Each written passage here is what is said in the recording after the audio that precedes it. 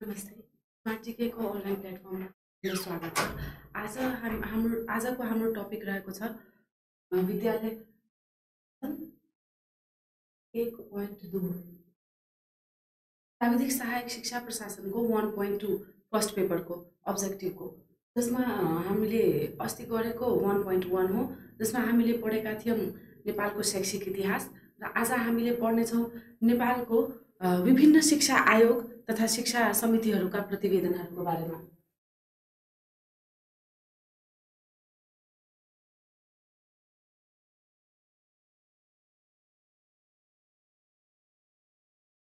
तथा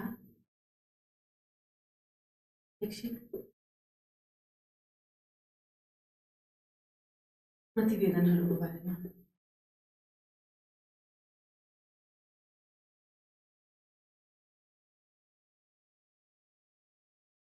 शिक्षाको इतिहास पढ्दा हामीले पढाएको थियौँ 2007 सालपछिको इतिहासलाई एक चरणमा, चौथो चरणमा राखिएको छ। यस चौथो चरणमा विभिन्न किसिमका आयोग तथा शैक्षिक प्रतिवेदनहरू आएका थिए, जसलाई हामीले अलिकता डिटेलमा हेर्ने र जसको प्रतिवेदनहरूको विशेष व्यवस्थाहरू जुन हाम्रो परीक्षाको पोइन्ट अफ भ्यूले पनि इम्पोर्टेन्ट र हाम्रो फर्स्ट पेपरको पोइन्ट अफ भ्यूले पनि इम्पोर्टेन्ट र हाम्रो रिटेन पेपरलाई पनि इम्पोर्टेन्ट हुने विषयवस्तुहरू हामी यहाँ शिक्षा आयोगका र शैक्षिक प्रतिवेदनहरूका विभिन्न विषयवस्तुहरू हेर्नेछौँ, जसमा यो 2007 सालपछिलाई प्रयोगात्मक काल भनेको भनेर यही शिक्षा आयोग र शैक्षिक प्रतिवेदनहरू विभिन्न विभिन्न किसिमका आएकाले गर्दा चाहिँ यसलाई भनिया हो। त्यही भएर यो प्रतिवेदनहरू जतिसुकै जुन आएका छन् त्यो सबै 2007 सालपछिका मात्र रहेका छन्। यो शिक्षाको योजना कालमा मात्र आयोग र प्रतिवेदनहरूको गठन भएको हो। त्यही भएर यस जति प्रतिवेदनहरू छन्, जुन सुरुवाती विभिन्न किसिमका आयोग र प्रतिवेदन भनेका छौँ नि हामी, त्यो सबै चाहिँ 2007 पछिको मात्रै हो। त्यसका पनि हामीले आउन त सानो सानो कमिटीहरू, सानो सानो समितिहरू चाहिँ बनिरहेका हुन्छन् होइन। त्यसबाट पनि हामीले अहिले पढ्ने भनेको एकदमै इम्पोर्टेन्ट योजना र एकदमै इम्पोर्टेन्ट आयोगहरू, प्रतिवेदनहरू जुन हाम्रो 2007 सालपछिको एजुकेसन सिस्टमलाई चाहिँ चेन्ज गर्नलाई र राम्रो बनाउनलाई र त्यसलाई विकास गर्नलाई।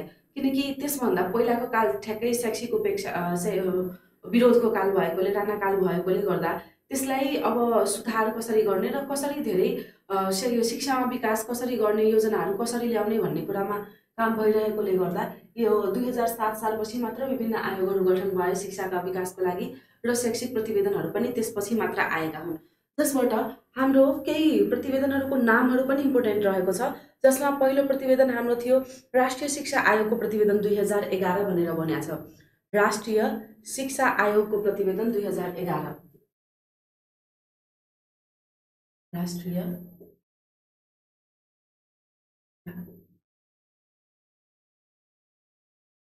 आयोगको प्रतिवेदन 2011। यसलाई हामीले नेपालमा शिक्षा नामक प्रतिवेदन कुन सालमा आएको थियो भनेर पढाएको थियौँ नि। यो राष्ट्रिय शिक्षा आयोगको प्रतिवेदनमा चाहिँ नेपालमा शिक्षा यही मात्र पनि भन्ने गरेको छ। त्यही भएर राष्ट्रिय शिक्षा आयोगको प्रतिवेदन कुन सालमा आयो भन्ने प्रश्नको पनि उत्तर 2011 नै हुनेछ र नेपालमा शिक्षा नामक प्रतिवेदन कहिले आएको हो भन्ने प्रश्नको पनि उत्तर यही 2011 नै हुने रहेछ। अब अर्को प्रतिवेदनको नाम छ हाम्रो सर्वाङ्गीन राष्ट्रिय शिक्षा समितिको प्रतिवेदन। सर्वाङ्गीन राष्ट्रिय शिक्षा समितिको प्रतिवेदन।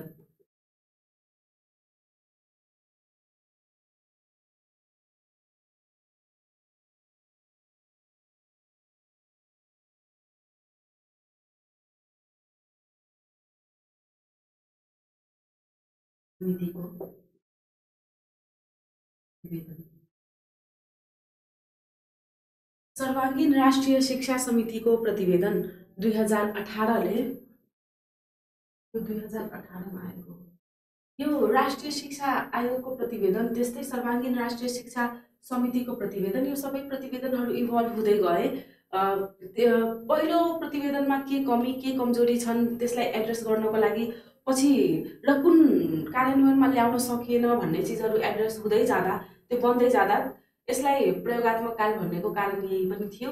यो राष्ट्रिय शिक्षा आयोगको प्रतिवेदन 2011मा के कमी कमजोरी अब बाँकी भयो वा यसलाई अझै विकास गर्नको लागि अझै के थप कुराहरू ल्याउनुपर्छ भन्ने स्टडी हुँदै जाँदा चाहिँ सर्वाङ्गीन राष्ट्रिय शिक्षा समितिको प्रतिवेदन 2018 आएको हो, जसमा त्यसपछि तेस्रो नम्बरमा भन्दा यसलाई चाहिँ अर्को एउटा प्रतिवेदनै त प्रतिवेदन नै हो, तर यसमा चाहिँ धेरै कुराहरू, त्यति धेरै कुराहरू पढ्नुपर्ने र धेरै विषयवस्तु चाहिँ छैन। ह्युग बी वुडको टोलीको प्रतिवेदन।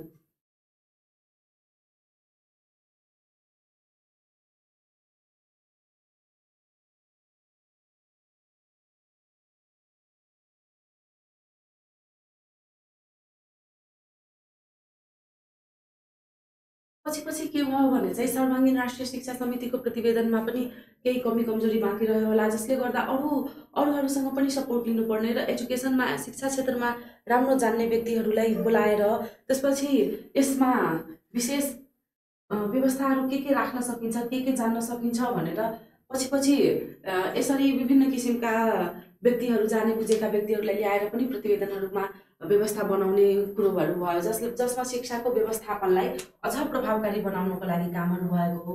त्यस्तै हाम्रो चौथो प्रतिवेदन रहेको छ राष्ट्रिय शिक्षा पद्धतिको योजना।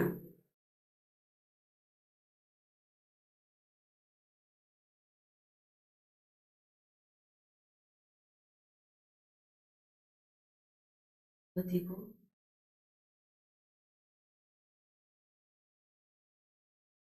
2000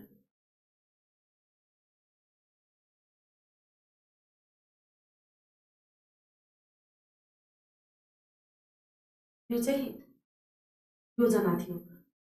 जब कुनै प्रतिवेदन आएको हो भने त्यो प्रतिवेदन चाहिँ एकचोटि मात्र सिधै आएर त्यो पब्लिस वा सार्वजनिक हुने गर्दछ। त्यही भएर यसलाई चाहिँ प्रतिवेदन र राष्ट्रिय शिक्षा पद्धतिको योजना चाहिँ 2028 देखि 2033सम्म भएको 5 वर्षको लागि यो योजना आएको थियो। यो योजना भएकोले यसको चाहिँ यो योजना चाहिँ 5 वर्षको भएकोले यो 2028 देखि 2033 भनेर बनाएको छ। यो 5 वर्षको योजना नै आएको थियो, राष्ट्रिय शिक्षा पद्धतिको योजना भनेर। त्यस्तै हाम्रो पाँचौँ प्रतिवेदन रहेको छ राष्ट्रिय शिक्षा आयोगको प्रतिवेदन 2049। राष्ट्रिय शिक्षा आयोगको प्रतिवेदन 2000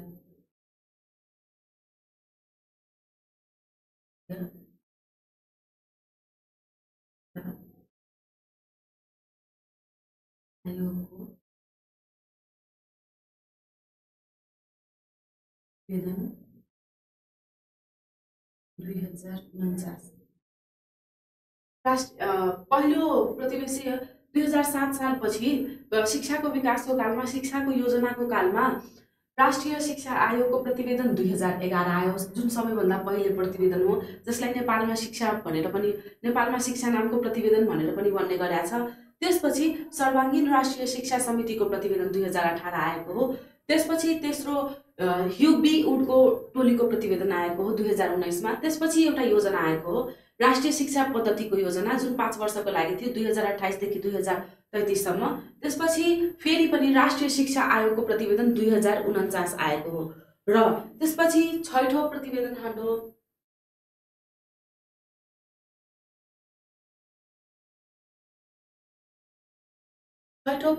हाम्रो हो उच्च स्तरीय राष्ट्रिय शिक्षा आयोगको प्रतिवेदन।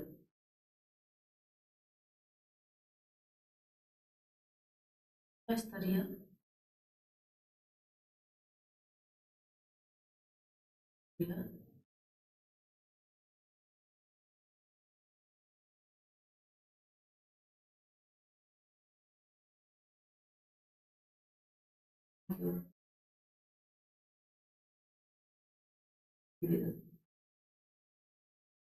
त्यसपछि राष्ट्रिय शिक्षा आयोगको प्रतिवेदन 2049 आइसकेपछि यसलाई उच्च स्तरीयमा पनि, उच्च स्तरीय राष्ट्रिय शिक्षा आयोगको प्रतिवेदन पनि पछि राष्ट्रिय शिक्षा आयोगको प्रतिवेदन दोस्रो पटक 2049 सालमा आइसकेपछि उच्च स्तरीय राष्ट्रिय शिक्षा आयोगको प्रतिवेदन आएको हो, जुन 2055मा आएको थियो।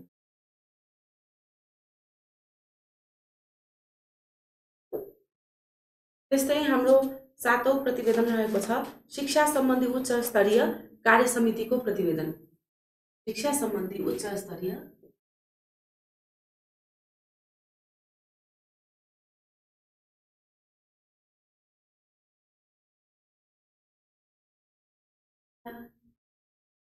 भन्दै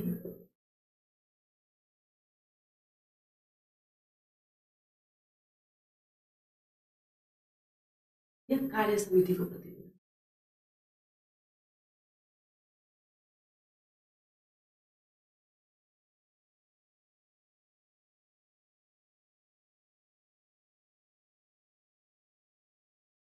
कार्य समिति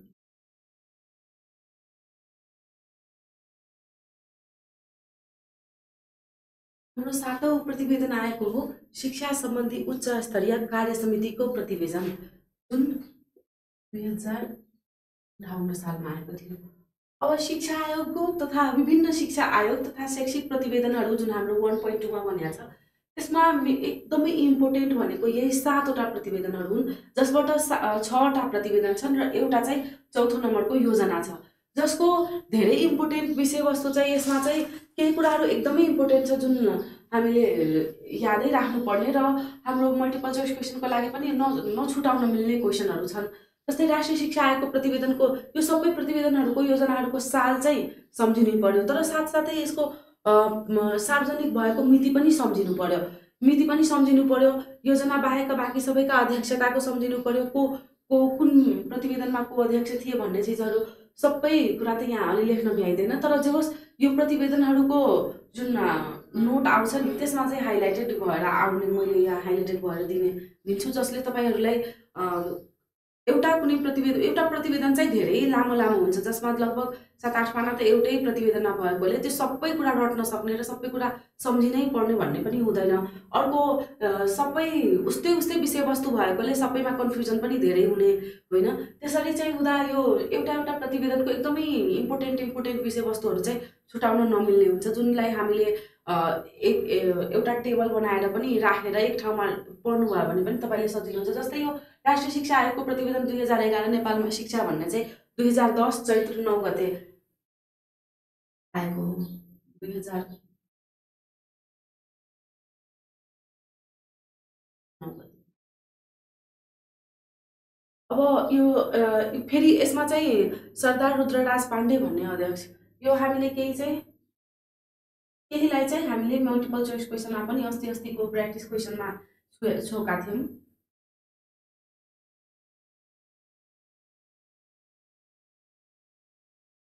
राष्ट्रिय शिक्षा आयोगको प्रतिवेदन 2011 नेपालमा शिक्षा नामको जुन प्रतिवेदन हो त्यो चाहिँ 2010 चैत्र 9 गते सरदार रुद्रराज पाण्डेको अध्यक्षतामा भएको हो, जसमा 20 जना सदस्य थिए।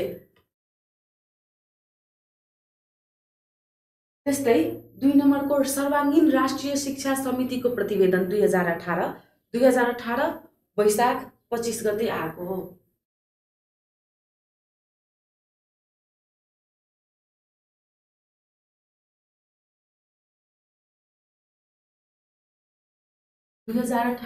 वैशाख 25 गते आएको सर्वाङ्गीन राष्ट्रिय शिक्षा समितिको प्रतिवेदन 2018 वैशाख 25 गते आएको हो, तत्कालीन शिक्षा मन्त्री विश्वबन्धु थापाको अध्यक्षतामा।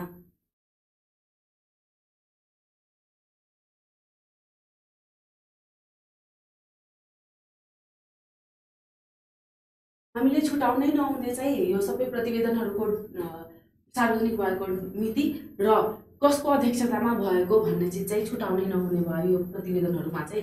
त्यस्तै यो प्रतिवेदनमा केही व्यवस्थाहरू पनि यस्ता छन् जुन हामीले छुटाउनै हुँदैन, त्यसलाई पनि हामी एकचोटि हेरौँला। पहिला चाहिँ यो सर्वाङ्गीन राष्ट्रिय शिक्षा समितिको प्रतिवेदन 2018 वैशाख 25 मा सार्वजनिक भएको हो, जसको अध्यक्षता तत्कालीन शिक्षा मन्त्री विश्वबन्धु थापाले गरेका थिए। त्यस्तै 3 नम्बरको हाम्रो जुन छ योग बी उडको टोलीको प्रतिवेदन 2019, यो त्यति बेलाको युनेस्को टोलीले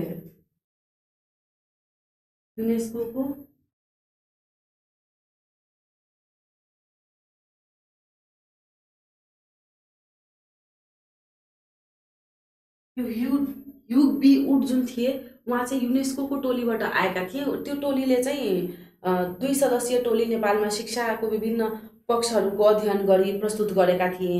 यो उहाँले चाहिँ त्यति बेलाकोमा के पनि एउटा व्यवस्था भएको थियो भने युग बी उडले यो टोलीको प्रतिवेदनमा कि 1985 सम्ममा अनिवार्य तथा निःशुल्क प्राथमिक शिक्षा प्रदान गर्ने भन्ने लक्ष्य पुर्याउनुपर्छ भन्ने भनेका थिए। मैले भनेको थिएँ नि सुरुमा पनि यो योग बिउडको टोलीको प्रतिवेदन चाहिँ अलि सानै कुराहरू यसमा छ। यसमा के भएको खास भनेको युनेस्कोको एउटा टिम आएर त्यो टिमले चाहिँ यहाँको शिक्षाको अवस्था स्टडी गरेर र एउटा प्रतिवेदन बनाएका थिए, जसलाई हामीले एउटा इम्पोर्टेन्ट प्रतिवेदनको मान्यता राखेको छौँ। त्यही भएर योग बिउडको टोलीको प्रतिवेदन 2019 भनेर पनि हामीले सम्झिनु पर्यो र बुझ्नुपर्ने भएको कारण चाहिँ त्यही हो। त्यस्तै राष्ट्रिय शिक्षा पद्धतिको योजना 2028देखि जुन 2032सम्मका छन्, त्यो यो चाहिँ 2028 वैशाख 3 गते सार्वजनिक भएको हो।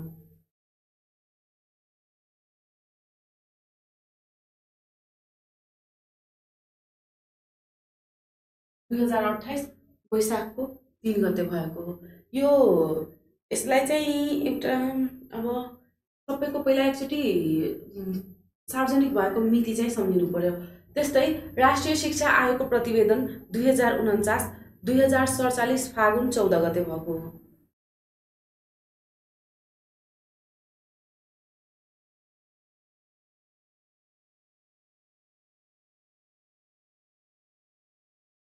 राष्ट्रिय शिक्षा आयोगको प्रतिवेदन 2047 2049 2047 फागुनको 14 गते भएको हो, जसमा शिक्षा मन्त्रीको अध्यक्षतामा नै भएको। यो पनि तत्कालीन शिक्षा मन्त्री केशरजङ रायमाझी। राष्ट्रिय शिक्षा आयोगको प्रतिवेदन 2049 र तत्कालीन शिक्षा मन्त्री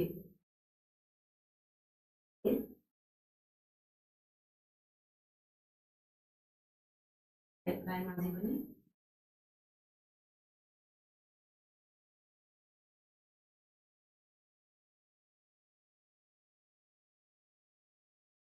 तत्कालीन शिक्षा मन्त्री नै थिए।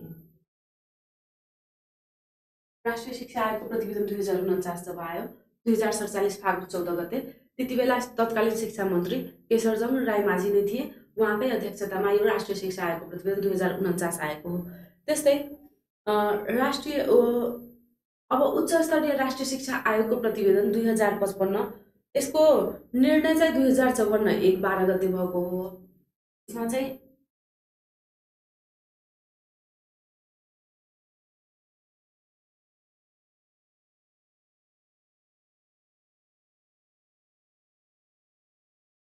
निर्णय र सार्वजनिक हुने मिति चाहिँ दुईटा हो। उच्च स्तरीय राष्ट्रिय शिक्षा आयोगको प्रतिवेदन 2055मा के छ भने निर्णय 2054 1 12 भएको हो। 2054 1 12 त्यस्तै यही प्रतिवेदन सार्वजनिक 54 2 15 भएको हो।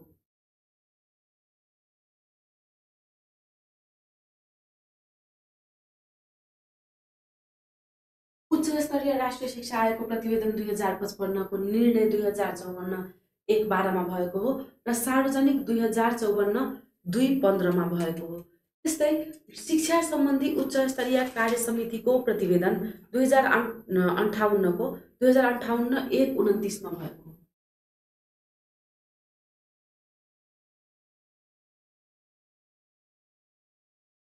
2058 1 29 भएको। राष्ट्रिय योजना आयोगको सदस्यमा डाक्टर निर्मल प्रसाद पाण्डेको अध्यक्षतामा भएको हो। निर्मल प्रसाद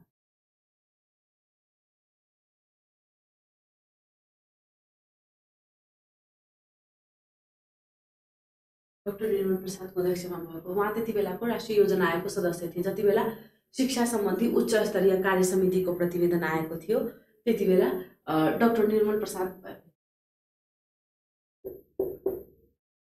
शिक्षा सम्बन्धी उच्च स्तरीय कार्य समितिको प्रतिवेदन 2058 जब आयो 2058 1 29 गते, त्यति बेलाको राष्ट्रिय योजना आयोगको सदस्य डाक्टर निर्मल प्रसाद पाण्डेको अध्यक्षतामा भएको हो। यो यस्तै अब यसका केही महत्त्वपूर्ण विषयवस्तुहरू पनि छन्, जसमा यसो यो फर्स्ट राष्ट्रिय शिक्षा जुन आयो नेपालमा शिक्षाको योजना यो पहिलो पटक आएको थियो। त्यति बेला यसमा सरदार रुद्रराज पाण्डेको अध्यक्षतामा भएको यो 20 सदस्यीय राष्ट्रिय परीक्षा बोर्डको स्थापना भएको थियो। 20 सदस्यीय थियो यो।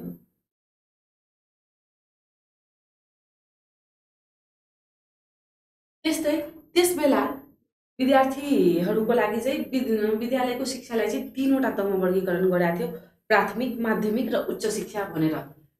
यो 1 नम्बरको चाहिँ राष्ट्रिय शिक्षा आयोगको प्रतिवेदन, यो पनि हाम्रो लागि एकदमै इम्पोर्टेन्ट विषय हो कि कुन प्रतिवेदनले कुन योजनाले चाहिँ कतिवटा तहमा विद्यालयको सिस्टमलाई, शिक्षाको सिस्टमलाई चाहिँ कति कति तहमा वर्गीकरण गरेको थियो भन्ने चिज पनि हाम्रो लागि एकदमै इम्पोर्टेन्ट नै हो। जसमा पहिलो जुन छ राष्ट्रिय शिक्षा आयोगको प्रतिवेदन 2011ले के गरेको थियो भने 3वटा तहमा गरेको थियो, प्राथमिक, माध्यमिक र उच्च शिक्षा भनेर गरेको थियो। यस बेला चाहिँ प्राथमिक शिक्षामा चाहिँ निरक्षरता हटाउनु भन्ने यसका उद्देश्यहरू लिएका थिइन्। यसमा पनि योजनाको साधारण रूपरेखा चाहिँ कस्तो थियो भन्दा योजनामा शिक्षालाई चाहिँ देशव्यापी, राष्ट्रिय र निशुल्क हुनेछ भन्ने भनेको थियो। 3वटा शब्द यसको लागि प्रयोग गरेको थियो, देशव्यापी, राष्ट्रिय र निशुल्क हुनेछ भनेर भनेको थियो। यसमा उच्च शिक्षाको व्यवस्था राष्ट्रिय विश्वविद्यालयको मातहतमा हुनेछ भन्ने पनि भनेको थियो। राष्ट्रिय शिक्षा आयोगको प्रतिवेदन 2011मा नेपालमा शिक्षा नामक प्रतिवेदन जब आयो, यो सरदार रुद्रराज पाण्डेको अध्यक्षतामा भयो, 20 सदस्यको।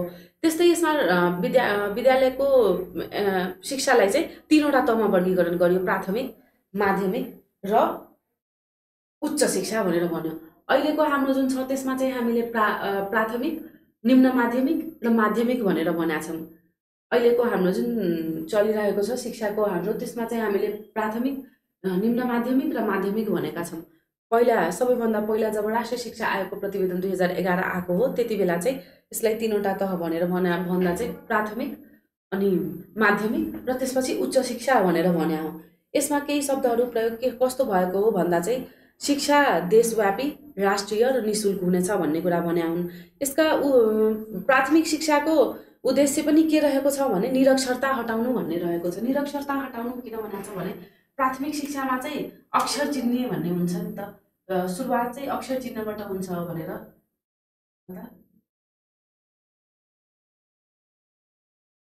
हटाउनु रहेछ यसको प्राथमिक शिक्षाको उद्देश्य चाहिँ।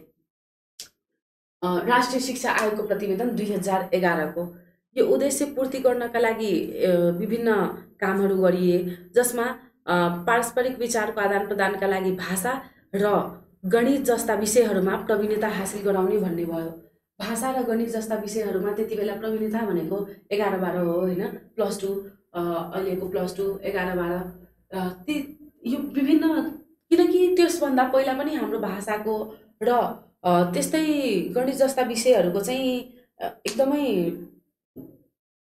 एजुकेसनमा, शिक्षा लेभलमा चाहिँ यो विद्यालय स्तरमा चाहिँ आइसकेको थिएन, जसले गर्दा त्यस्ता चिजहरू पढाएपछि मात्र यो निरक्षरता माथि उच्च शिक्षामा प्रवीणता प्रमाणपत्र तहहरूमा चाहिँ विज्ञान जस्ता विषयहरू ल्याएर मात्र तलका प्राथमिक, माध्यमिक र जस्ता लेभलमा त्यस तहमा चाहिँ निरक्षरता हटाउन सकिन्छ भनेर उद्देश्यहरू लिएको थियो। त्यस्तै यसका विविध माध्यमिक तहमा हेर्दा माध्यमिक शिक्षाले अल्पसङ्ख्यकले महाविद्यालय जाने मौका पाउने, ठुलो समूहलाई माध्यमिक शिक्षा अन्तिम हुने र प्राथमिक शिक्षा चाहिँ पुरा गर्ने अधिकांशलाई पहुँचभन्दा बाहिर मान्नै पर्ने उल्लेख गरिएको थियो यसमा माध्यमिक शिक्षामा चाहिँ। जसमा माध्यमिक शिक्षाको पाठ्यक्रमले 3वटा आवश्यकता औल्याएको थियो। कुनले? राष्ट्रिय शिक्षा आयोगको प्रतिवेदन 2011ले, जसमा पहिलो थियो सर्वसाधारण ज्ञान, दोस्रो थियो व्यावसायिक दक्षता र तेस्रो थियो सानातिना रोजगारी। त्यस बेला चाहिँ रोजगारी पनि एकदमै कम भएकोले यस बेला चाहिँ के भनेको थियो भने माध्यमिक शिक्षाको पाठ्यक्रमलाई 3वटा आवश्यकता यसमा औल्यायो, जसमा चाहिँ पहिलो चाहिँ सर्वसाधारण ज्ञान भनेको जेनरल नलेज भन्ने भन्या हो। यसमा जेनरल नलेजको कुरा गरे, सर्वसाधारण ज्ञान पनि चाहियो, त्यसपछि दक्षता पनि चाहियो, कस्तो व्यावसायिक दक्षता, प्रोफेसनलिजम पनि चाहियो, केही विषयवस्तु सिपहरू आउनु पर्यो, जसले गर्दा तेस्रोमा के भन्यो भने चाहिँ सानातिना रोजगारीहरू पाउन सकियोस् भनेर भन्या हो। त्यस्तै हाम्रो यसका विभिन्न शिक्षाका उद्देश्य चाहिँ के हुनुपर्छ भनेर भन्या छ भन्दा यसमा व्यवसायी योग्यता हुनु पर्यो। व्यवसायी योग्यता भनेको प्रोफेसनलिजम हुनु पर्यो, क्वालिफाइड हुनु पर्यो। त्यसपछि फराकिलो साधारण शिक्षा हुनु पर्यो, जुन जीके जेनरल सर्वसाधारण ज्ञानको कुरा गरियो त्यो चाहिँ फराकिलो हुनु पर्यो। त्यस्तै व्यवसायिक शिल्प सिकाउने योग्यता हुनु पर्यो। अब त्यो सिकेको जुन व्यावसायिक ज्ञान, व्यावसायिक सिप भन्यो, त्यो पनि सिकाउन सक्ने योग्यता चाहिँ हुनु पर्यो। त्यस्तै सामाजिक नेता र व्यक्तिका रूपमा व्यक्तिगत योग्यता पनि हुनु पर्यो। सामाजिक रूपमा पनि त्यो व्यक्तिको प्रतिष्ठित हुनु पर्यो र त्यो व्यक्तिलाई चिनेको र त्यो व्यक्तिले बोल्न सक्ने, जान्न सक्ने भनेर हुनु पर्यो। त्यस्ता व्यक्ति चाहिँ कस्तो हुनुपर्छ भने शिक्षक त्यस्ता व्यक्तिले शिक्षक बन्न सक्छ र त्यस्ता व्यक्तिले शिक्षाको उद्देश्य पुरा गर्न सक्छ भनेर भनेका छन्। त्यस्तै यसका केही व्यवस्थापन सम्बन्धी कामहरू पनि गरेको थियो भनेको छ, जसमा चाहिँ हरेक स्कुलमा यो स्कुलहरूमा चाहिँ आमा बुवासँग इन्टरेक्सन हुने कुराहरू पनि अलिअलि त्यति बेला नै राष्ट्रिय शिक्षा आयोगको प्रतिवेदन 2011मै लिएर आएको हो, जसमा आमा बुवासँग चाहिँ एउटा संस्थागत रूपमा बसेर काम गर्नुपर्छ भन्ने भने यो सबै अलिकता अवधारणागत कुरा हो, जुन हामीले राष्ट्रिय शिक्षा आयोगको प्रतिवेदन 2011मा बुझ्नुपर्ने हो होइन। भनेपछि त्यस बेला पनि के आएको हो भने यसको प्रतिवेदनको प्रमुख सिफारिसहरू पनि केही छन्, जसलाई मैले नोटमा इन्क्लुड गरिदिउँला। यो प्रमुख सिफारिसमा पनि केही इम्पोर्टेन्ट चाहिँ के छ भन्दा चाहिँ 2013 सालमा शिक्षक महाविद्यालय खडा गर्ने भन्ने कुरो भएको थियो। यो जब प्रतिवेदन आयो 2010मा नि, त्यति बेला चाहिँ 2013मा के काम गर्ने भन्ने कुराहरू पनि अलिअलि आयो, जसले के भनेको छ भने शिक्षक महाविद्यालय खडा गर्ने भन्ने कुरो भएको हो। शिक्षक महाविद्यालय भन्नाले शिक्षक बनाउने महाविद्यालय भनेर भने हो। त्यसपछि अब सर्वाङ्गीन राष्ट्रिय शिक्षा समितिको प्रतिवेदनलाई हेर्दा चाहिँ यस बेला के छ भन्दा यस बेलामा यो प्राथमिक, माध्यमिक र उच्च शिक्षा त्यस्ताका त्यस्तै 3 तह नै भए। यसमा पनि 3 तह नै भयो, यसमा पनि 3 तह नै भयो।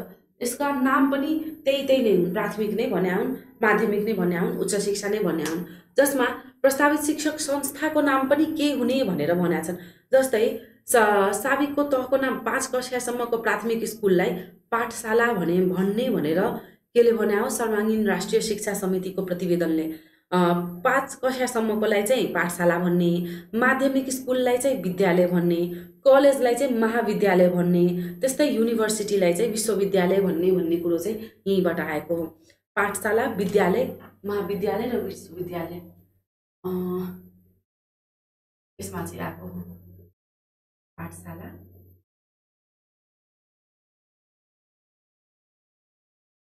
विद्यालय,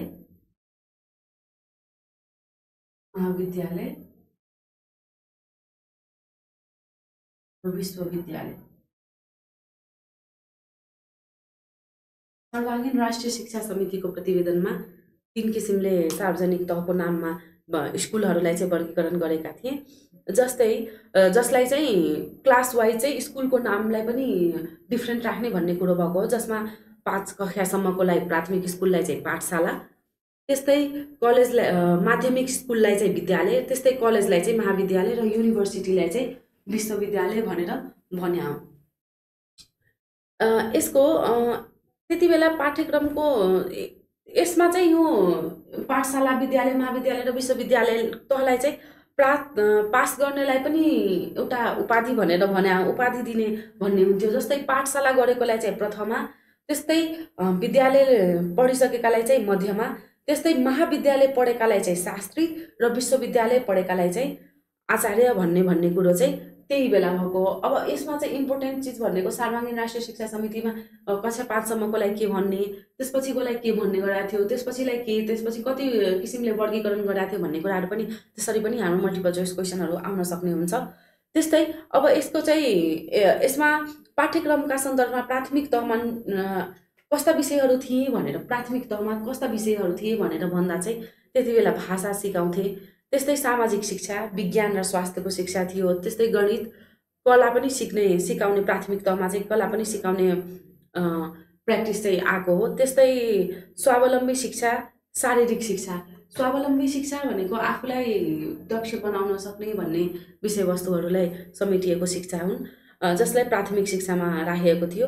त्यस्तै माध्यमिक शिक्षामा चाहिँ यसमा कक्षा 11मा जम्मा 1000 पूर्णाङ्कको कायम गरिएको थियो त्यति बेला। त्यस्तै कला र विज्ञान, खेलकुदहरू जस्ता विषयमा पनि प्रदर्शनात्मक र व्यवहारिक पनि हुनुपर्ने भन्ने कुरा चाहिँ भनेको थियो। त्यति बेला परीक्षा मौखिक र लिखित दुवै हुनुपर्ने भन्ने थियो। जस्तै अहिलेको स्कुल लेभलमा चाहिँ कस्तो छ भने परीक्षा चाहिँ अलिअलि त अलिअलि इभल्भ हुँदै गइरहेछ। सबै स्कुलहरूले त्यसमा चाहिँ आफ्नो आफ्नो सिस्टम राखेका छन्, किनकि त्यो जिल्ला स्तरीय वा त्यो राष्ट्रिय स्तरीयको परीक्षा हुँदैन, 1, 2, 3, 4हरू जस्ता क्लासहरू होइन।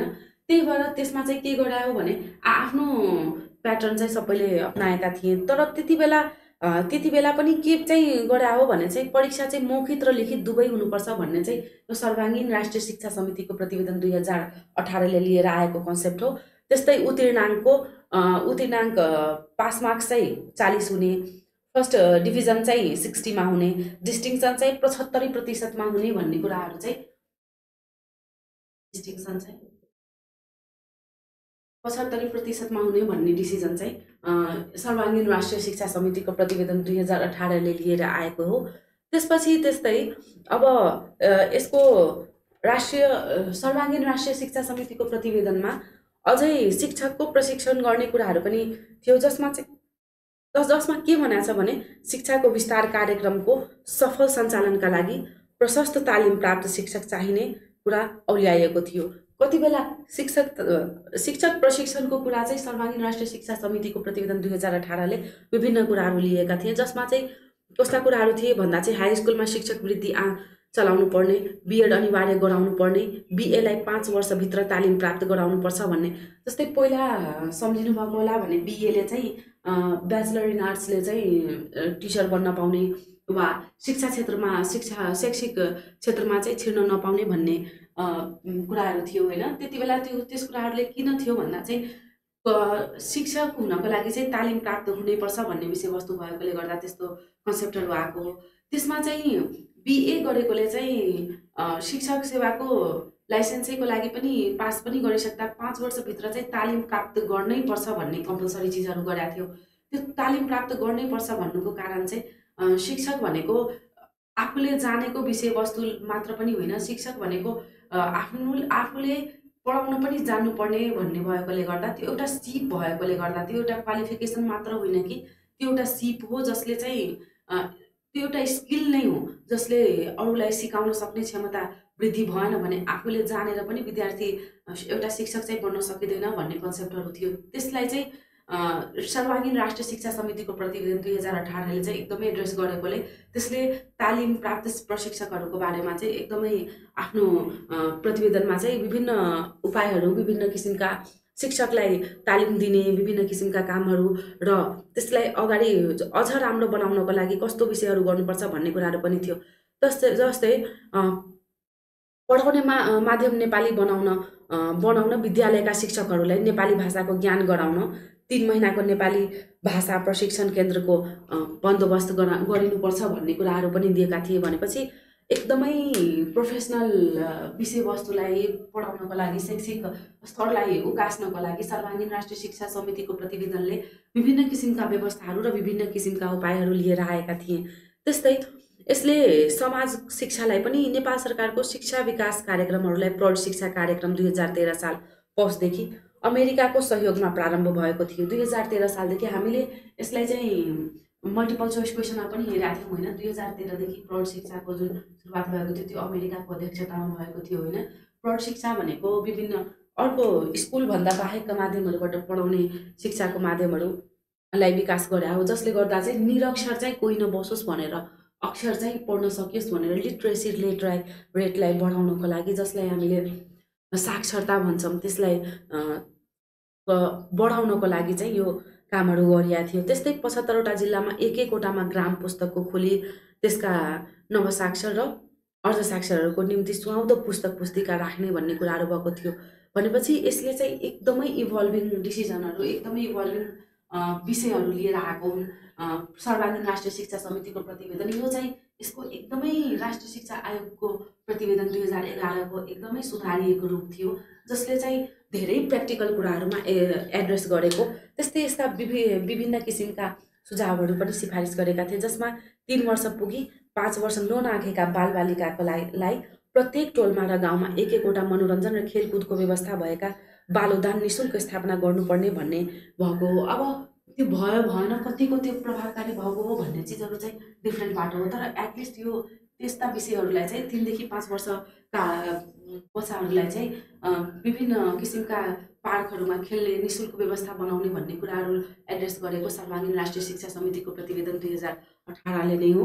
त्यस्तै यसले चाहिँ अर्को शिक्षाको संरचनालाई चाहिँ प्राथमिक, माध्यमिक र उच्च शिक्षा नै गरेका हो, जुन चाहिँ जसलाई हामीले कति वर्ष भनेर भनेको छ भने जस्तै प्राथमिकलाई चाहिँ 5 वर्षको, माध्यमिकलाई 6 वर्षको र उच्च शिक्षालाई 3 वर्षको। 5, 6 र 3, 5, 6 र 3।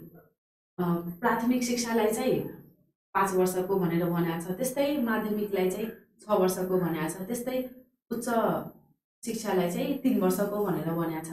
यो एउटा इम्पोर्टेन्ट विषय भयो। जस्तै मल्टिपल चोइस क्वेसनमा तपाईँहरूलाई यो यसरी आउन सक्छ कि सर्वाङ्गीन राष्ट्रिय शिक्षा समितिको प्रतिवेदन 2018ले विद्यालय तहमा प्राथमिक शिक्षालाई कति वर्ष तोकिएको थियो भन्ने कुरा आउन सक्छ, जसमा चाहिँ हामीले 5 वर्ष, त्यस्तै माध्यमिकमा 6 वर्ष र उच्च शिक्षालाई चाहिँ 3 वर्ष भनेर भने हो, त्यसलाई चाहिँ नछुटाउनु होला। त्यस्तै मावि शिक्षक हुनका लागि बिएड अनिवार्य भनेर भनेको प्रतिवेदन पनि यही हो, जसमा के भने भने बिएड अनिवार्य, कम्पलसरी। के गर्नको लागि? माविको शिक्षक बन्नको लागि चाहिँ के अनिवार्य रहेछ त? सर्वाङ्गीन राष्ट्रिय शिक्षा समितिको प्रतिवेदन 2018को मुजिब बिएड चाहिँ एकदमै अनिवार्य नै हो भनेर भने हो। त्यस्तै यसका अझै पनि विभिन्न साना साना सुझावहरू छन्, जसलाई चाहिँ एकचोटि हामीले नोट्समा चाहिँ कम्प्लिट हेर्नेछौँ। भोलि चाहिँ यो 1.2 को नोट मैले यहाँ एभाइलेबल गराउँला। तपाईँहरू इन्ट्रेस्टेड हुनुहुन्छ भने यहाँ हाम्रो स्मार्ट जिकेको प्रशासनमा कन्ट्याक्ट गर्नुहोला।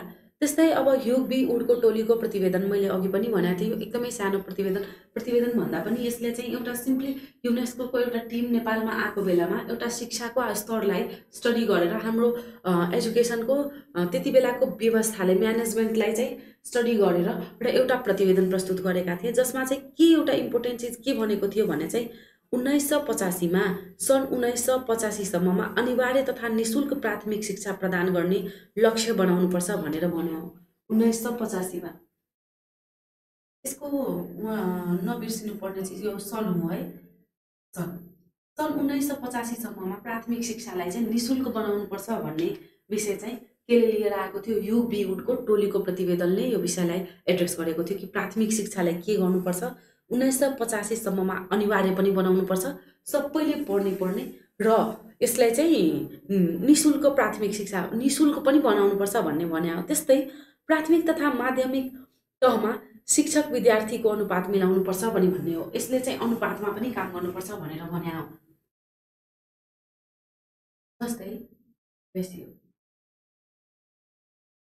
जस्तै यो सर्वाङ्गीन राष्ट्रिय शिक्षा समितिको प्रतिवेदन 2018ले चाहिँ विभिन्न किसिमका कामहरू गरेका हुन् होइन, विभिन्न किसिमका कुराहरू लिएर आए, एकदमै सुधारात्मक कुराहरू लिएर आयो।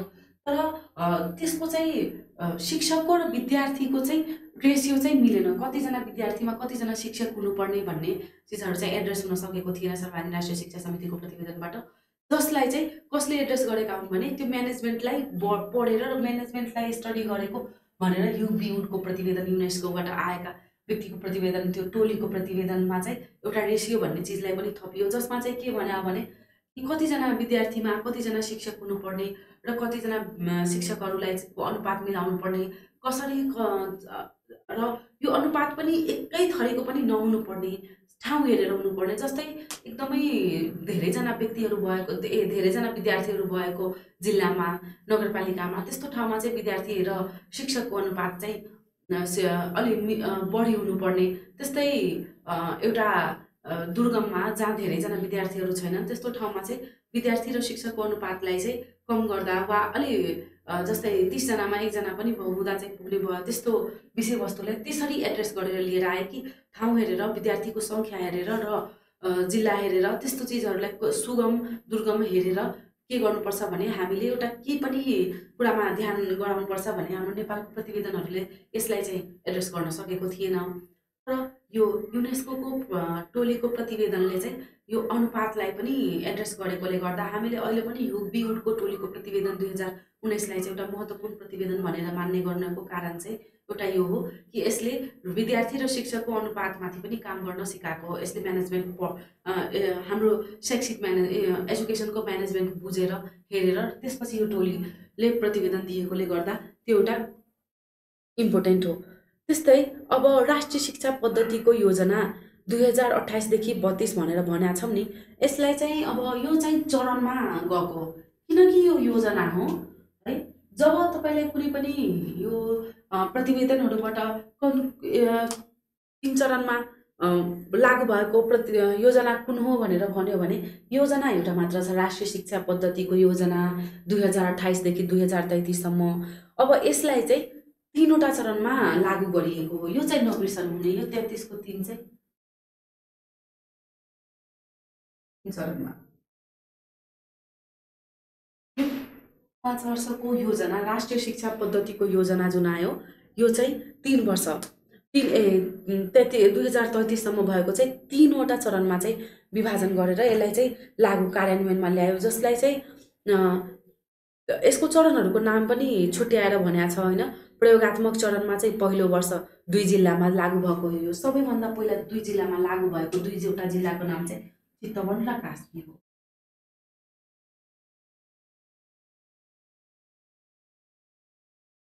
बिर्सनै नहुने राष्ट्रिय शिक्षा पद्धतिको योजनाको पहिलो चरण चाहिँ यसलाई चाहिँ प्रयोगात्मक चरण भनेर भनेको छ।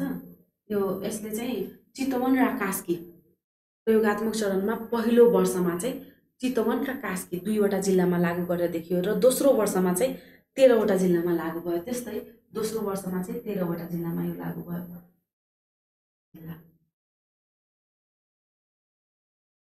राष्ट्रिय शिक्षा पद्धतिको योजना 2028 देखि 2033 चितवन र कास्कीमा पहिलो पटक कार्यान्वयन भयो, जसलाई प्रयोगात्मक चरण भनेर भनियो। त्यसपछि प्रयोगात्मक चरणपछि मध्यावधि चरणमा तेस्रो वर्षमा चाहिँ 16 र चौथो वर्षमा 20वटा जिल्लामा लागू भयो। यसको प्याटर्न चाहिँ एकचोटि सम्झिनु होला। एकदमै इम्पोर्टेन्ट भनेको पहिलो वर्षको हो, जसमा पहिलो वर्षमा चितवन र कास्की पहिलो पटक लागेर त्यसपछि 13वटा जिल्लामा लागेको हो। 13 यो चाहिँ अलि बढी सम्झिनु पर्ने भन्ने विषय भयो। त्यसपछि दोस्रो चरण जसलाई मध्यावधि चरण भनेको छ, त्यसमा चाहिँ तेस्रो वर्षमा 16वटामा लागू भयो र चौथो वर्षमा 20वटा जिल्लामा लागू भयो। त्यस्तै तेस्रो चरणलाई चाहिँ स्थायी चरण भनेको छ, 5 वर्ष 24 जिल्लामा लागू गरिएको हो। यसरी चाहिँ 5औं वर्षमा चाहिँ 24वटा जिल्लामा लागू गरिएको। यसरी चाहिँ राष्ट्रिय शिक्षा पद्धतिको योजना यो 2028 देखि 33 सम्म जुन आयो त्यसलाई 3वटा चरणमा विभाजन गरेर र त्यसपछि त्यो लागू भएको हो। 3वटा चरणमा विभाजन गरेर त्यसलाई लागू गर्नुको कारण पनि के हो भने चाहिँ वर्किङ कार्यान्वयन इम्प्लिमेन्टेसन हुन सक्ने छ कि छैन भन्ने चिजलाई स्टडी गर्नको लागि एकैपटक सबैमा लागू गरेर त्यसपछि त्यसले चिताएको रिजल्ट दिन सकेन भने, यो आउटपुट ल्याउन सकेन भने चाहिँ त्यो अप्ठ्यारो हुन सक्छ भनेर यसलाई चाहिँ पहिला चाहिँ प्रयोगात्मक चरण चेक गरेर कतिको यो काम गर्न सक्छ भन्नेको लागि चाहिँ पहिलो पटकमा चाहिँ 2वटा जिल्लामा मात्र लागू गरेर चेक भएको हो, चितवन र कास्की। त्यस्तै दोस्रो वर्षमा चाहिँ 13वटा जिल्लामा लागू हुँदै गरेर यसरी तेस्रो चौथो वर्ष गर्दै 5औं वर्ष गर्दै चाहिँ बाँकी सबै जिल्लाहरूमा यो राष्ट्रिय शिक्षा पद्धतिको योजना चाहिँ लागू गरिएको हो, जसको इम्पोर्टेन्ट विषयवस्तु चाहिँ शिक्षाको संरचनामा परिवर्तन गरी देशभर निम्नानुसार लागू गरिएको थियो। कस्तो लागू गरेको थियो भने निम्नानुसार भन्नाले प्राथमिक तह कक्षा 1 देखि 3, प्राथमिक तह भनेको कक्षा 1 देखि 3। यो सर्वाङ्गीन राष्ट्रिय शिक्षा समितिको प्रतिवेदनसम्म चाहिँ यसले वर्षमा भनेको थियो। प्राथमिक शिक्षा 5 वर्ष, 6 वर्ष, 3 वर्ष उच्च शिक्षा यसरी भनेको थियो। त्यही ठाउँमा राष्ट्रिय शिक्षा पद्धतिको योजनासम्म पुग्दै एउटा के इभोल्युसन भइसक्यो भने अब प्राथमिक तह कक्षा 1 देखि 3 हुने भयो। त्यस्तै निम्न माध्यमिक तह 4 देखि 7 हुने भयो, निम्न माध्यमिक 4 देखि 7 हुने भयो र त्यस्तै माध्यमिक कक्षा 8 देखि 10 हुने भयो, माध्यमिक कक्षा 8 देखि 10 हुने भयो। यसरी लागू गरियो, जसमा प्राथमिक चाहिँ कक्षा 1 देखि 3 लाई बनियो, जसमा त्यसपछि माध्यमिक चाहिँ 4 देखि निम्न माध्यमिक चाहिँ 4 देखि 7 लाई बनियो र माध्यमिक चाहिँ 8 देखि 10 बनियो र त्यहाँभन्दा माथिकोलाई चाहिँ उच्च शिक्षा भनेर भनियो। उच्च शिक्षा प्रमाणपत्र तह, स्नातक तह, स्नातकोत्तर तह र अनुसन्धान तहलाई भनियो। अब उच्च शिक्षामा चाहिँ के को कन्सेप्ट आइसक्यो भने कम्प्लिटली एउटा इभल्भ भएर उच्च शिक्षामा यहाँ आएर चाहिँ पुरै डेभलपमेन्ट भइसकेर शिक्षालाई एउटा सिस्टमेटिक वेमा हेरेर गरेर कहाँसम्म पुगिसक्यो भने चाहिँ अब प्रवीणता प्रमाणपत्र त भयो +2, त्यस्तै स्नातक तह भयो ब्याचलर, र त्यस्तै स्नातकोत्तर तह भयो मास्टर्स, र अनुसन्धानको तह पनि यसमा चाहिँ किटान गर्यो। अनुसन्धानको तह भनेको रिसर्चको लेभल भनेको पिएचडी लेभल भयो होइन, विद्यावारिधि रिसर्चको लेभल भनेको एमफिल लेभल हो होइन। यसरी चाहिँ राष्ट्रिय शिक्षा पद्धतिको योजनाले चाहिँ यसरी उच्च शिक्षालाई पनि एउटा सिस्टमेटिक वेमा चाहिँ एड्रेस गर्न चाहिँ सक्यो। त्यस्तै यसका केही इम्पोर्टेन्ट राष्ट्रिय शिक्षा पद्धतिको योजनामा चाहिँ केही यसको गठन सम्बन्धीको पनि व्यवस्थाहरू छ, सबै शिक्षाको उद्देश्य के राख्ने भन्ने। किनकि यो योजना भएकोले गर्दा यसमा विभिन्न विषयवस्तुहरू पनि समेटिएका छन्। यस्तोमा बालबालिकाहरूलाई साक्षर बनाउने, नेपाली भाषाको ज्ञान दिने, सिप विकास गर्ने जस्ता कुराहरूमा जोड दिने, गणितको साधारण ज्ञान र आफ्ना राजा रानी र देशका बारेमा साधारण ज्ञान दिनेछन् भन्ने प्राथमिक शिक्षामा त्यस्तो कुराहरू लिएर आए। कस्तो कुराहरू लिएर आए भन्दा चाहिँ भाषाको ज्ञानहरू दिनु पर्यो, नेपाली भाषाको ज्ञान, सिपको विकास गराउनु पर्यो, त्यस्तो विषयहरू आयो। त्यस्तै एसएलसी वा सरह तालिम प्राप्त शिक्षकहरूलाई प्राथमिक शिक्षक बनाइनेछ भन्ने कुरा भयो। एसएलसी गरिसकेर त्यसपछि केही शिक्षाको तालिम लिइसकेर त्यस्ता व्यक्तिहरूलाई चाहिँ प्राथमिक तह पढाउने शिक्षक पढाउनुपर्छ भन्ने कुराहरू बन्यो। भनेपछि त्यति बेला 1 देखि 3 सम्म पढाउनको लागि चाहिँ क्वालिफिकेसन के चाहिने रहेछ त, एसएलसी गरेर तालिम प्राप्त भएको हुनुपर्छ भन्ने भनियो। त्यस्तै यसमा चाहिँ प्रौढ शिक्षाको कुरा आयो। प्रौढ शिक्षालाई 2 प्रकारमा हुन्छ भन्ने कुराहरू भनियो। साक्षरता फैलाउने र कार्यमूलक प्रौढ शिक्षा पनि हुन्छ। साक्षरता फैलाउने मैले अघि भनेको जस्तो भयो, त्यो लिटरेसी रेटलाई बढाउनको लागि प्रौढ शिक्षाले लिएर आयो। त्यसपछि त्यस्तै त्यही ठाउँमा कार्यमूलक पनि हुनसक्छ प्रौढ शिक्षा भन्ने कुरा भनियो। कार्यमूलक प्रौढ शिक्षा भनेको कुनै पनि एउटा पर्टिकुलर विषयमा चाहिँ सिकाइदिने, अनि त्यसपछि त्यसले चाहिँ त्यस विषयमा काम गर्न सक्ने, जस्तै त्यति बेलाको सिलाइ बुनाइ जस्ता चिजहरूलाई यस्ता चिजहरूलाई चाहिँ कसरी राख्ने, कसरी अगाडि बढाउने भन्ने कुराहरू भनियो, जसमा प्रौढ शिक्षामा चाहिँ एउटा साक्षरता बढाउनको लागि भयो। त्यस्तै त्यही ठाउँमा चाहिँ एउटा कार्यमूलक प्रौढ शिक्षाको पनि कुरा आयो। यस्ता विषयवस्तुहरूलाई चाहिँ एड्रेस गरियो केमा, यो योजनामा, राष्ट्रिय शिक्षा पद्धतिको योजनामा। शिक्षकहरूको सेवा शर्तमा सुधार ल्याइयो। शिक्षकहरू चाहिँ राम्रो व्यक्तिहरू, राम्रो पढे लेखेको जानेको व्यक्तिहरू बन्नुहोस् भनेर शिक्षकहरूको सेवा सुविधाहरूमा पनि त्यति बेला सुधार ल्याइएको हो। केमा सुधार ल्याएको, कति बेला राष्ट्रिय शिक्षा पद्धतिको योजना आएको बेलामा चाहिँ यस्ता कुराहरूमा ध्यान आकर्षण भएको हो। त्यस्तै यसमा विभिन्न किसिमका मैले अघि भनेको यो अनुपातको कुरो थियो नि, यो वुडको टोलीले, युनेस्कोको यो टोलीले दिएको अनुपातको कुरालाई चाहिँ एकदमै एड्रेस गरियो केमा, राष्ट्रिय शिक्षा पद्धतिको योजनामा। यो एड्रेस गरियो भने कसरी गरियो भन्दा, विद्यालय तहमा प्राथमिक शिक्षामा विद्यार्थी शिक्षक अनुपात चाहिँ 1:30, मैले अघि भनेको थिएँ 30 जना विद्यार्थीमा 1:30 भन्यो होइन। प्राथमिक तहमा सम्झेको चाहिँ यो पनि सम्झेको राम्रो, कसरी पनि भन्ने चाहिँ यो विषयहरूलाई चाहिँ तपाईँले आफ्नो राइटिङ पेपरमा पनि इन्क्लुड गर्न सक्नुहुन्छ, जसले तपाईँको राइटिङलाई इफेक्टिभ र राम्रो बनाउँछ होइन। त्यस्तै निम्न माध्यमिकमा चाहिँ 1:25 भनेको छ, 1:25 भनेको छ होइन। अब यसले चाहिँ के छ भने प्राथमिकमा 1:30, निमामीमा चाहिँ 1:25 भनेको छ होइन। त्यस्तै माध्यमिकमा चाहिँ 1:15 भनेको छ होइन, 1:15 है।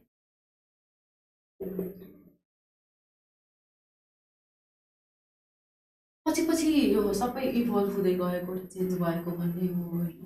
तर यसलाई चाहिँ पहिचान गर्न सक्ने काम नै यो युनेस्कोको प्रतिवेदनले यो कन्सेप्ट लिएर आएर राष्ट्रिय शिक्षा पद्धतिको योजना ल्याउँदा चाहिँ यस विषयलाई चाहिँ इन्क्लुड गरे हो। जसमा पनि के छ भने अर्को यो राष्ट्रिय शिक्षा परीक्षा योजना पद्धति योजनाको कार्यान्वयन र निरीक्षणको प्रमुख साधन जिल्ला शिक्षा कार्यालय हुने भएकोले गर्दा यसले चाहिँ प्राथमिक तहमा 30:1 गर्ने, जस्तै पहाडमा चाहिँ 20:1 गर्ने भन्ने कुराहरू पनि, पहाड र तराईको चाहिँ फरक, यो तराई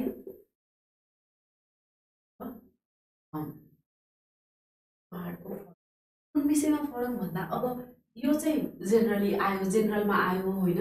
अब यसलाई चाहिँ कस्तो आवश्यकता छ र कसरी हामीले आफ्नो गर्ने, कसरी हामीले यसलाई इभल्भ गर्ने आफ्नो जिल्लाको हिसाबले, यो के को माथामा पर्थ्यो भनेर भन्दा यो चाहिँ जिल्ला शिक्षा कार्यालयको मातहतमा पर्ने गर्थ्यो। जिल्ला शिक्षा कार्यालय चाहिँ एउटा पर्टिकुलर जिल्लाले चाहिँ आफ्नो मेरो जिल्लाको स्कुलहरूमा चाहिँ कतिको गर्दा चाहिँ कतिको अनुपात रेसियो चाहिँ मिलाउँदा राम्रो हुन्छ भन्ने चिज चाहिँ त्यो डिसिजन चाहिँ कसमाथि भयो भने जिल्ला शिक्षा कार्यालयले त्यस डिसिजनलाई लिने भन्ने कुरो आयो।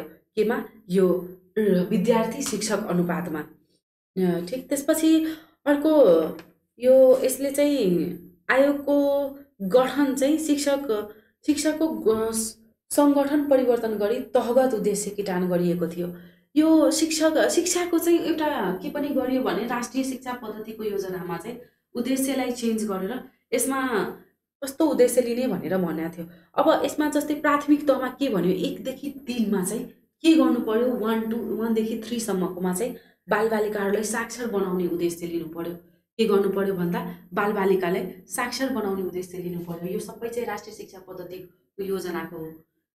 यसमा अब राष्ट्रिय शिक्षा पद्धतिको योजनामा यसमा आएको यो विद्यार्थी शिक्षक अनुपातदेखि लिएर सबै यो बाहेक पनि अर्को के पनि एउटा इम्पोर्टेन्ट चेन्ज आयो। कहाँबाट? यो सर्वाङ्गीन राष्ट्रिय शिक्षा समितिको प्रतिवेदनभन्दा डिफ्रेन्स चाहिँ कहाँ आएको हो भन्दा यसले चाहिँ अब कसरी उद्देश्य तोकियो त भन्दा तहगत हिसाबले उद्देश्य राख्यो आफ्नो।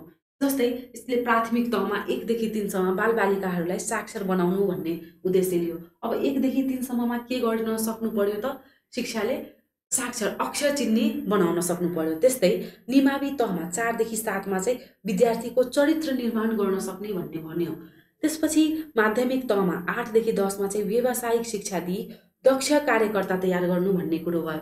दक्ष कार्यकर्ता भनेको एउटा कुनै विषयमा चाहिँ जानेको र आफ्नो जीवन चलाउन सक्ने व्यक्ति निकाल्नु पर्यो। कहाँबाट? अब माध्यमिक तहबाट। त्यसपछि प्रमाणपत्र तह 2 वर्षको हुनेछ, जसलाई चाहिँ निम्न तहको प्राविधिक जनशक्ति उत्पादन गर्ने भन्ने भनेको छ। डिप्लोमा तहमा चाहिँ पनि 2 वर्ष भनेको त्यसमा मध्यम स्तरीय जनशक्ति उत्पादन गर्नु र डिग्री तहमा चाहिँ उच्च स्तरीय जनशक्ति उत्पादन गर्नु भनेर भन्यो।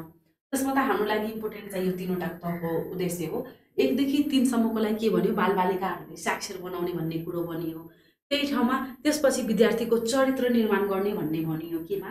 निमावीमा चाहिँ। त्यस्तै मावीमा चाहिँ 8 देखि 10 सम्ममा चाहिँ विद्यार्थी के हुनु पर्यो भने व्यावसायिक शिक्षा लिई दक्ष कार्यकर्ता बनेर तयार भएर निस्किनु पर्यो भनेर राष्ट्रिय शिक्षा पद्धतिको योजना 2028 देखि 33 ले चाहिँ त्यसलाई पनि एड्रेस गर्यो। तहगत किसिमले चाहिँ के गर्यो भन्दा यसको उद्देश्यलाई चाहिँ फरक हुने भयो। एउटा सिम्पली सबै तहको सेम उद्देश्य, शिक्षाको सबै तहको सेम उद्देश्य चाहिँ हुन सक्दैन। शिक्षाको उद्देश्य चाहिँ डिफ्रेन्स हुन्छ। कुन बेसमा डिफ्रेन्स हुन्छ, के को आधारमा डिफ्रेन्ट हुन्छ भनेर भन्दा त्यो तहको आधारमा डिफ्रेन्ट हुन्छ। कुन तहमा को पढिरहेको छ, कसले पढाइरहेछ भन्ने चिजले पनि डिटरमाइन गर्ने भयो। जस्तै 1 देखि 3 सम्ममा चाहिँ साक्षर बनाउनलाई अक्षर चिनेका व्यक्तिले पढाउने भयो भने 4 देखि 7 सम्मकालाई चाहिँ एउटा चरित्र निर्माण गर्न सक्ने व्यक्तिले शिक्षण गर्ने भएकोले त्यति बेलासम्म चाहिँ चरित्र निर्माण हुन सक्नु पर्यो भन्ने कुरा भनियो। त्यही ठाउँमा 8 देखि 10 सम्ममा चाहिँ के गर्नु पर्यो भने व्यावसायिक दक्ष भएर चाहिँ कार्यकर्ता भएर निस्किनु पर्यो भन्ने भन्यो। त्यस्तै गरेर यो आयोगको गठन पनि 3 चरणमा यो गठनको कुरा पनि यो जस्तै 47 को यो राष्ट्रिय शिक्षा पद्धतिको योजना 2028 देखि 33 सम्मलाई चाहिँ यो 3 चरणमा भएको भन्ने चिज चाहिँ नबिर्सनु होला। यो यसको धेरै इम्पोर्टेन्ट विषयवस्तुहरू चाहिँ हामीले अहिलेसम्म गरेकोमा चाहिँ नम्बरहरू र क्यारेक्टरहरू त्यो नबिर्सनु होला। जसमा जस्तै तहहरूको कुराहरू, त्यस्तै कक्षाहरूको कुराहरू, त्यस्तै अलिअलि उद्देश्यका कुराहरू पनि, त्यस्तै चरणमा कति चरणमा लागू भएका, कसरी लागू भएका भन्ने विषयवस्तुहरू पनि यो राष्ट्रिय शिक्षा पद्धतिको योजनामा चाहिँ एकदमै इम्पोर्टेन्ट रहेको छ। यसले नौलो कुराहरू एड्रेस गरेको चिजहरू पनि बिर्सनु भएन। त्यस्तै युनेस्को टोलीको कुराहरू गर्दा पनि अनुपातको रेसियोको कुरा गर्न पनि हामीले बिर्सनु भएन होइन।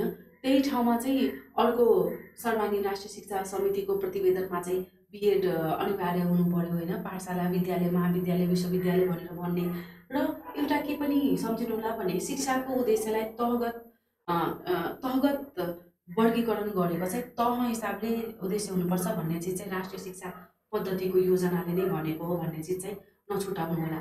त्यही ठाउँमा सर्वाङ्गीन राष्ट्रिय शिक्षा समितिको प्रतिवेदनमा चाहिँ कसरी उद्देश्य दिएको थियो भनेर भन्दा त्यसमा चाहिँ एउटा डिटेल्समा सिम्पली सिधै छुट्याएर उद्देश्य नभएर तहगत उद्देश्य, पाठशालाको छुट्टै, विद्यालयको छुट्टै, महाविद्यालयको छुट्टै भनेर होइन, त्यसलाई चाहिँ सिधै एकै ठाउँमा उद्देश्य राखिएको हो। त्यसलाई डिफ्रेन्ट गरेको, फरक पारेको चाहिँ राष्ट्रिय शिक्षा पद्धतिको योजना 2028 देखि 33ले हो। अब हाम्रो रहेको छ अर्को राष्ट्रिय शिक्षा आयोगको प्रतिवेदन 2049 को कुरो। अब राष्ट्रिय शिक्षा आयोगको प्रतिवेदन 2049 मा चाहिँ के छ भन्दा यसको पहिला त गठनको कुराहरू छन् होइन। यसको मिति चाहिँ 2047 फागुन 14 चाहिँ सम्झिनै पर्ने भयो। त्यसपछि यसको पुनर्गठन पनि भएको हो। 2049 को चाहिँ यसलाई चाहिँ पुनर्गठन पनि गरिएको हो 2049 को लागि। जसमा यो प्रतिवेदन चाहिँ 2 पटक गठन भएको हो है।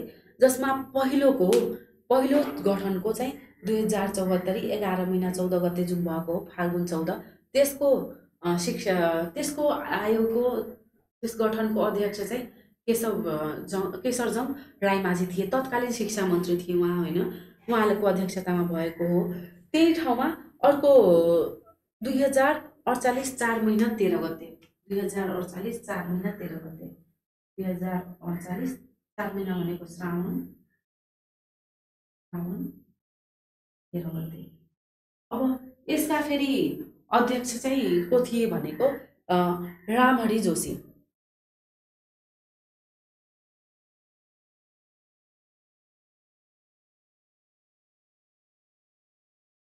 त्यसको लागि हाम्रो इम्पोर्टेन्ट र सम्झिनुपर्ने विषय चाहिँ के भयो भने हाम्रो सम्झिनुपर्ने विषय राष्ट्रिय शिक्षा आयोगको प्रतिवेदन 2049 को चाहिँ पहिलो गठन 2047 फाल्गुन 14 मा भएको हो। त्यसपछि त्यसको पुनर्गठन चाहिँ 2048 श्रावण 13 मा भएको, जसमा पहिलो गठनको कसको अध्यक्षतामा भएको हो भनेर भन्दा तत्कालीन शिक्षा मन्त्री केशरजङ रायमाझीको अध्यक्षतामा भएको। त्यही ठाउँमा फेरि पुनर्गठन हुँदा चाहिँ रामहरि जोशीको अध्यक्षतामा भएको भनेर। अब कुन प्रतिवेदन चाहिँ पुनर्गठन भएको भन्ने प्रश्न पनि तपाईँहरूले आइदिन सक्छ जसमा मल्टिपल चोइस क्वेसनमा। जसमा चाहिँ हाम्रो के भयो भनेर भन्दा राष्ट्रिय शिक्षा आयोगको प्रतिवेदन 2049 चाहिँ के रहेछ भने पुनर्गठन भएको हो। पुनर्गठन भएर पहिलोको अध्यक्षता पुरा गर्ने चाहिँ केशरजङ रायमाझी थिए, तत्कालीन शिक्षा मन्त्री। त्यसपछिका 2048 श्रावण 13 गते चाहिँ रामहरि जोशीको अध्यक्षतामा भएको हो भन्ने कुरा चाहिँ तपाईँहरूले सम्झिनुपर्ने भयो।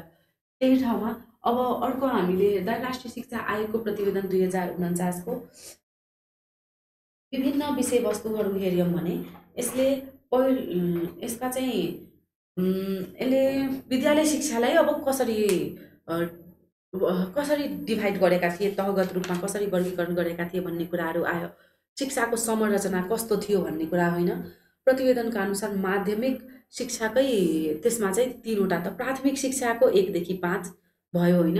प्राथमिक चाहिँ 1 देखि 5 भनेर भनियो। कसमा राष्ट्रिय शिक्षा आयोगको प्रतिवेदन 2049 मा के भनियो, प्राथमिक शिक्षा चाहिँ कक्षा 1 देखि 5 मध्ये कक्षा 1 देखि 3 लाई आधारभूत मानेर अनौपचारिक शिक्षाको आधारभूत तह र व्यावसायिक शिक्षाको आधारभूत सिप तालिम तहलाई त आधारभूत शिक्षाको समतुल्य बनाइएको छ भनेर भन्छ। प्राथमिक शिक्षा 1 देखि 5 मा पनि कक्षा 1 देखि 3 लाई चाहिँ आधारभूत तह भनेर भन्यो। यो पनि हामीले सम्झिनुपर्ने विषय भयो है।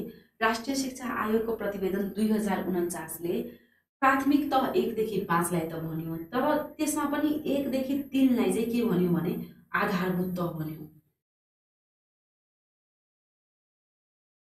कक्षा 1 देखि 3 लाई आधारभूत तह भनेर भन्ने प्रतिवेदन चाहिँ कुन हो भनेर पनि आउन सक्छ। जसमा राष्ट्रिय शिक्षा आयोगको प्रतिवेदन 2049 हामीले सही उत्तर हो भनेर भन्नेछौँ। जसको प्राथमिक तह फेरि प्राथमिक तह चाहिँ 1 देखि 5 हो। कतिलाई प्राथमिक तह मानिएको भनेर आयो भने चाहिँ राष्ट्रिय शिक्षा आयोगको प्रतिवेदन 2049 ले प्राथमिक तह भनेर कक्षा कतिदेखि कतिसम्मलाई मानेको हो भनेर भन्दा चाहिँ प्राथमिक फेरि 1 देखि 5 लाई मानेको हो। त्यही ठाउँमा प्राथमिकको ठाउँमा आधारभूत कतिले मानेको हो भन्ने प्रश्न आइदियो भने चाहिँ 1 देखि 3 भन्ने हामीले ठिक लाउनु पर्ने हुन्छ है। त्यसलाई चाहिँ त्यसमा कन्फ्युज नहुनु होला। त्यही ठाउँमा निमावी तह चाहिँ 6 देखि 8 भनेर भन्या हो होइन। माध्यमिक तह कक्षा 9 देखि 10 2 वर्षको, निमावीलाई चाहिँ 3 वर्षको 6 देखि 8 भन्यो। यसमा फेरि यहाँ चाहिँ 4 देखि 7 थियो, यहाँ चाहिँ 6 देखि 8 भयो है निमावी चाहिँ है। त्यसपछि फेरि पनि माध्यमिक चाहिँ 9 र 10, 9 र 10। अब राष्ट्रिय शिक्षा आयोगको प्रतिवेदन 2049 जुन 2047 फागुन 14 गते गठन भएको हो, त्यसको चाहिँ प्राथमिक तह भनेर 1 देखि कक्षा 1 देखि 5 लाई मानियो, जसबाट 1 देखि 3 लाई आधारभूत तह, त्यही ठाउँमा 6 देखि 8 लाई चाहिँ के मानियो भन्दा चाहिँ 6 देखि 8, 6 देखि 8 लाई चाहिँ निम्न माध्यमिक तह भयो। त्यसपछि 9 र 10 लाई चाहिँ माध्यमिक तह भनेर मानियो 2 वर्षको शिक्षालाई। यो चाहिँ 3 भएको 6, 7, 8 यो निमावि चाहिँ 3 वर्षको भयो र मावि चाहिँ 2 वर्षको भयो है। राष्ट्रिय शिक्षा आयोगको प्रतिवेदन 2049 को विशेषतामा एउटा के रहेछ भने प्राथमिक तह 1 देखि 5, जसमा आधारभूत तह 1 देखि 3, निमावि 6 देखि 8 र माध्यमिक 9 र 10। त्यस्तै यसमा चाहिँ अनौपचारिक शिक्षामा चाहिँ सामान्य 3 तह हुनेछन् भनेर भनेको छ होइन। अनौपचारिक शिक्षाको पनि यसमा चाहिँ अब राष्ट्रिय शिक्षा आयोगको प्रतिवेदनमा चाहिँ औपचारिक र अनौपचारिक शिक्षाका कुराहरू पनि आयो है, जसमा चाहिँ औपचारिक शिक्षा सम्बन्धी नीति ल्याए होइन, प्राथमिक तह, माध्यमिक तह। त्यही ठाउँमा अनौपचारिक शिक्षा सम्बन्धी पनि नीति ल्यायो, जसमा चाहिँ साक्षरताको राष्ट्रिय परिभाषा निर्धारण गर्ने भन्ने कुरो भयो। अब यस प्रतिवेदनले के गरेको छ, एउटा महत्त्वपूर्ण काम चाहिँ साक्षरताको परिभाषा निर्धारण गर्ने भन्ने कुरो भयो।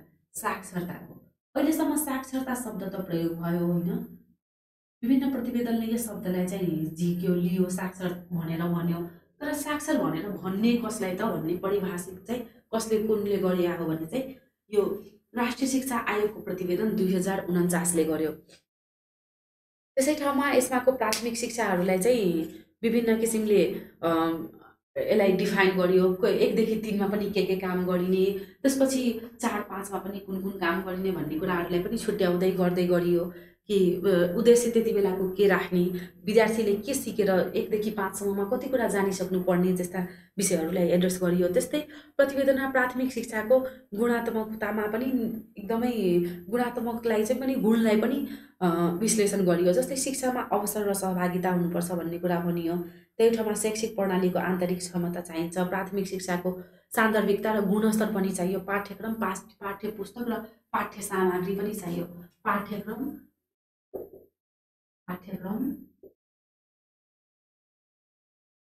पुस्तक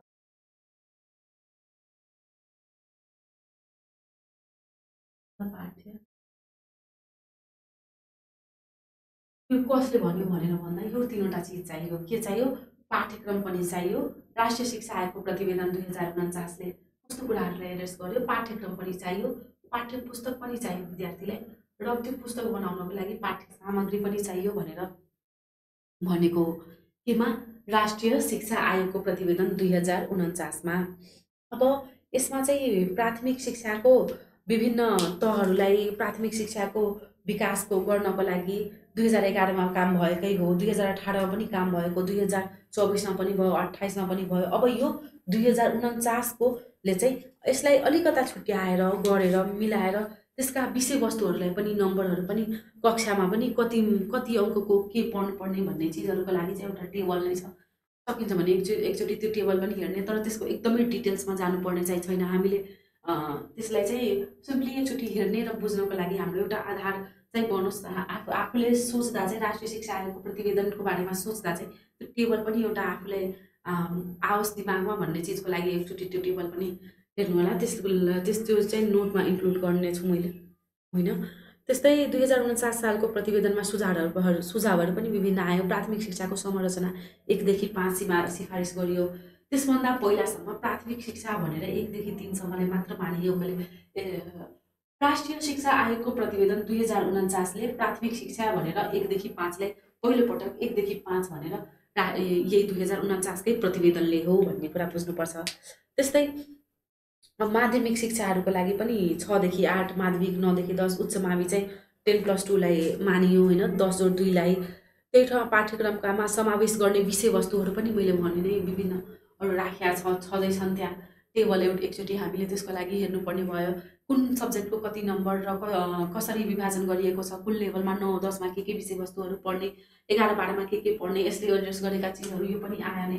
पाठ्यक्रम, पाठ्य पुस्तक र पाठ्य सामग्री भनेर के को हो? यो राष्ट्रिय शिक्षा आयोगको प्रतिवेदन 2049 को। अब यसलाई चाहिँ यो राष्ट्रिय यसको राष्ट्रिय शिक्षा आयोगको प्रतिवेदन 2049 चाहिँ आफैमा एउटा ठुलो प्रतिवेदन र एक महत्त्वपूर्ण प्रतिवेदन हो।